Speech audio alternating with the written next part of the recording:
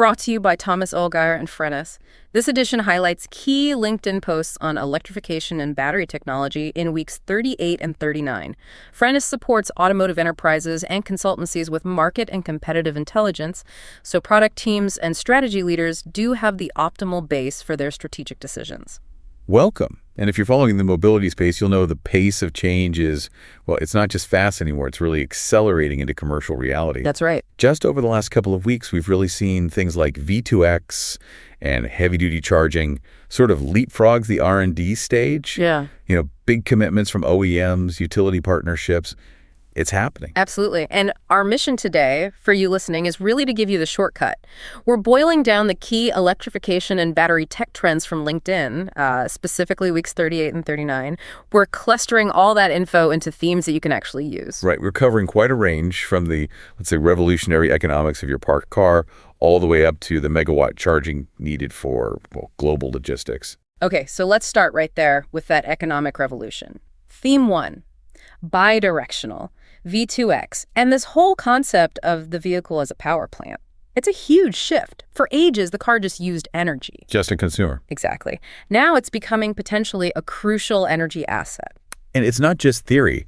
We saw Patrick Fang sharing his actual experience. He used the V2L, that's vehicle to load, on his BYD Atto 3 during a power cut. Really? What did he power? Plugged in his fridge and freezer. Right. Kept them running. I mean, that's the basic, most relatable value of V2X right there. V2L, V2H for vehicle to home, and the big one, V2G, vehicle to grid. It makes total sense. And the market's definitely responding. We saw Mercedes-Benz, AG, and the Mobility House are planning a V2G product launch for 2026. Yeah. That's not far off. No, it's really not. And what makes this feasible, what's really interesting is the cost drop. Manfred Pritzabilla pointed this out. These bidirectional DC wall boxes, they used to be maybe 10,000 euros. Wow, yeah. Way too much for most people. Right. Now they're showing up on price lists around, get this, 2,094. Okay, that changes everything. That kind of drop signals real market maturity, doesn't it? Manufacturing scale must be kicking in. Precisely. It takes bidirectional charging from, niche pilot projects to something that could become a standard home feature. And that feeds right into the commercial models we're seeing, especially in Europe. Exactly. Like E.ON and BMW. They've launched the first commercial V2G offering in Germany, specifically for BMW iX3 owners. And the hook is free charging at home. Essentially, yes. Alexander Gaetan-Giev actually calculated that the compensation from this V2G setup could cover about 14,000 kilometers of driving per year for free. 14,000 kilometers? That's a massive incentive. That's a game changer. It really is. But, the regulations are still playing catch-up. Patrick Fang also mentioned this regarding the Netherlands. V2G and V2H are hitting snags there with things like double energy taxation. The regulatory hurdles. Yeah, though the government is apparently aiming to sort that out by 2025.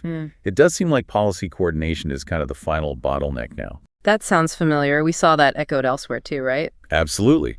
Look at the U.S. Kevin Knight highlighted the first residential V2G distributed power plant in Baltimore. It uses Ford F-150 Lightnings. The Ford truck project, right, with BGE and Sunrun. That's the one. And Luis Galarza's take was spot on. The tech works. Ford, GM, they've proved it.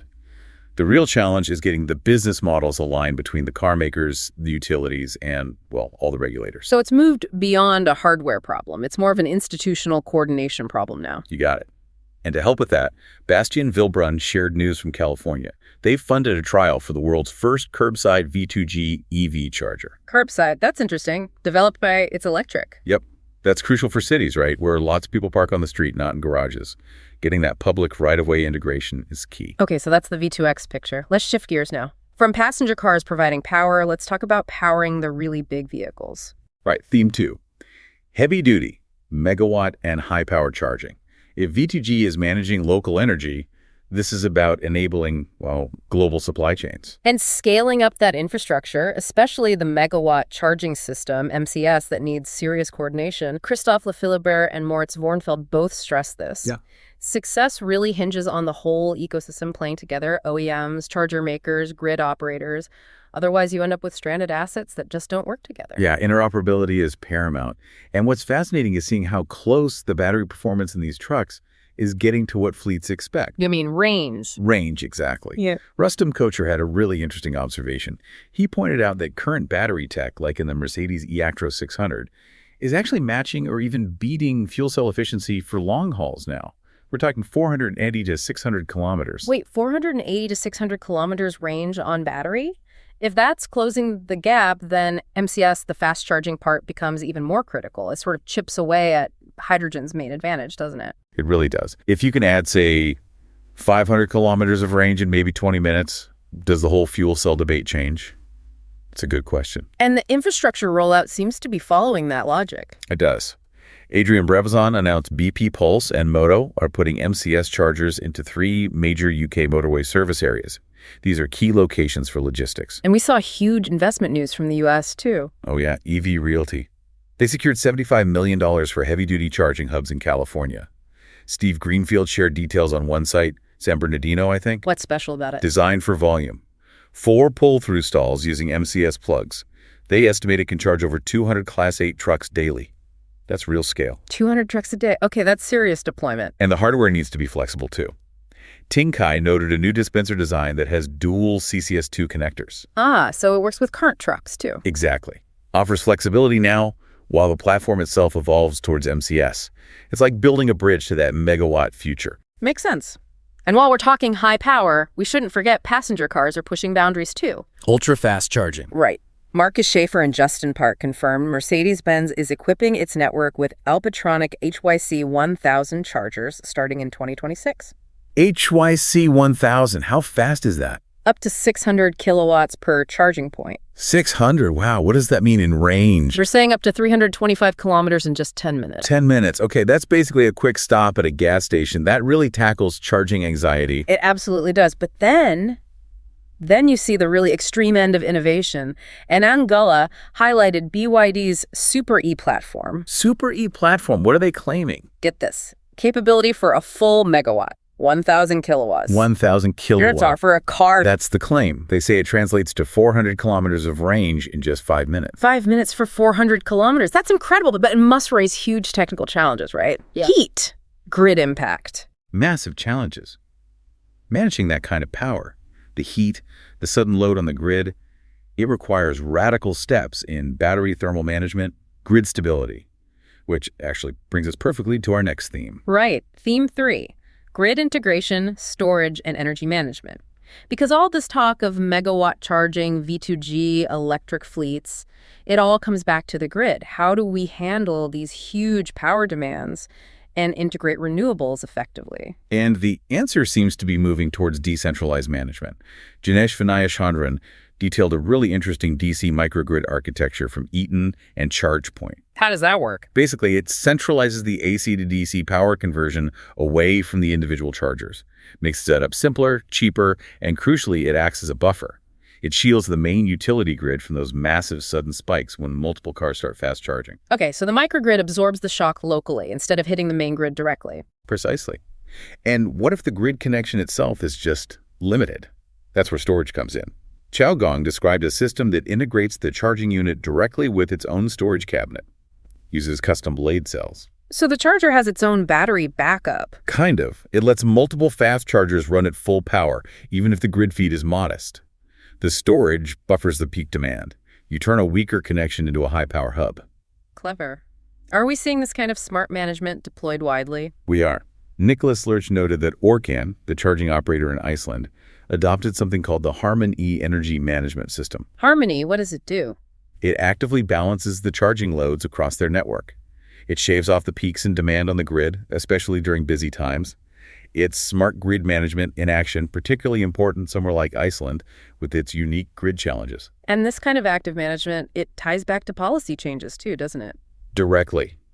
Eugen Filipenko-Siebert and Christoph Metz highlighted a really key proposal from the German Bundesnetzagentur, that's their federal network agency, the grid regulator. Okay, the German regulator, what's the proposal? It basically allows private energy storage, think home batteries, and yes, bidirectional EV charging to actively participate in the energy market. Actively participate meaning households with EVs or batteries aren't just consuming power, they can become flexible resources for the grid. They can essentially buy energy when it's cheap and plentiful, store it, and potentially sell it back or provide grid services when demand is high. Prosumers. Wow.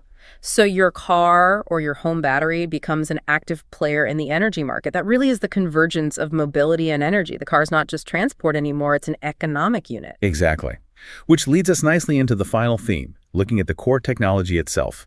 Theme 4, battery tech, safety, and circularity. Right, the battery itself. What's new on the tech front? We saw some movement in solid state, right? He did. Leo G reported EV Energy has started production of solid-state batteries at a facility they call Longquan 2. Solid state. That's been the goal for a while. Are they aiming for cars yet? Not mass-market cars, not yet. They're targeting high-power niches first, things like robotics, UAVs, drones. They're claiming 300 watt-hours per kilogram energy density, which is good. But it seems like a smart strategy. Yeah. Prove it out in specialized high-margin areas first. Okay, refine the tech before going big. Makes sense. What about safety for the batteries we have now? Huge focus there. Ah. Anand Gullah noted CATL's Shingsing Pro battery. It's an LFP chemistry lithium iron phosphate, which is already known for being stable. But CATL is guaranteeing no fire, no smoke, even after a thermal runaway event. No fire, no smoke. That's a big claim. That's massive for confidence, both for consumers and regulators. Absolutely monumental. And then on the really conceptual side of safety, Ruslan Kapustin discussed a prototype system. That's pretty wild. Yeah. It proposes ejecting the battery pack at high speed. The instant thermal runaway is detected. Think like an airbag deploying, but for the battery. Ejecting the battery. Wow, that's a completely different approach to managing the risk. It really is. It just shows how seriously safety is being taken.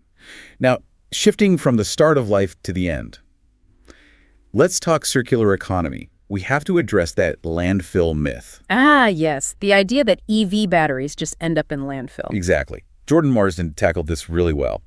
He pointed out that demand for second life EV batteries is actually surging, especially for stationary storage. Why stationary storage specifically? Why are old car batteries good for that?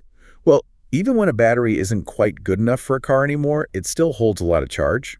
Compared to a typical home battery unit, an old EV pack is often about 5 times more powerful. They still have significant capacity and are pretty durable. 5 times more powerful. Okay, I can see why they'd be valuable for, say, businesses or grid buffering. Definitely. And that value is fueling startups. Gavin Mooney mentioned a wave of new Second Life battery companies popping up in Australia that were repurposing packs for homes, farms, businesses. And we saw this elsewhere, too. Yeah. Nick Nesbitt confirmed the same trend in Canada. He highlighted Mapleview Energy in Ontario, specifically turning old EV batteries into energy storage systems. So there's a real growing market for these used batteries. There is. And supporting this whole cycle, from making new batteries to repurposing old ones, George Kazantzis and Omid Kazemi announced Henkel opened a new battery application center in North America. Henkel, the materials company. That's them. This center is all about hands-on material development, working directly with customers in the region to innovate faster. It helps accelerate everything from first life performance to making second life reuse easier. Okay, that really brings us full circle, doesn't it? Looking back at these 2 weeks, the big takeaway for me is just how intertwined mobility and energy have become. It's not 2 separate industries anymore. Not at all. It's converging into one integrated system, and it's being pushed by hardware costs dropping like a stone, much smarter energy management, and crucially, those policy shifts happening globally. Absolutely. If you enjoyed this deep dive, new episodes drop every 2 weeks. Also, check out our other editions on future mobility and market evolution, next-gen vehicle intelligence, and commercial fleet insights.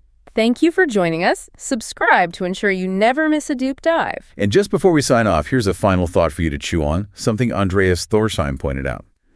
A single 100 kilowatt-hour EV battery holds enough energy to power an average 5-person home for about 5 days. 5 full days. Wow. Now think about those new tariffs and grid programs designed to actually pay customers to connect their EVs and help stabilize the grid. Consider the incredible untapped value sitting right there in cars parked in driveways and on city streets all over the world. So the question to mull over is, what's the real economic future of a car that might actually earn you money while it's just sitting there, parked?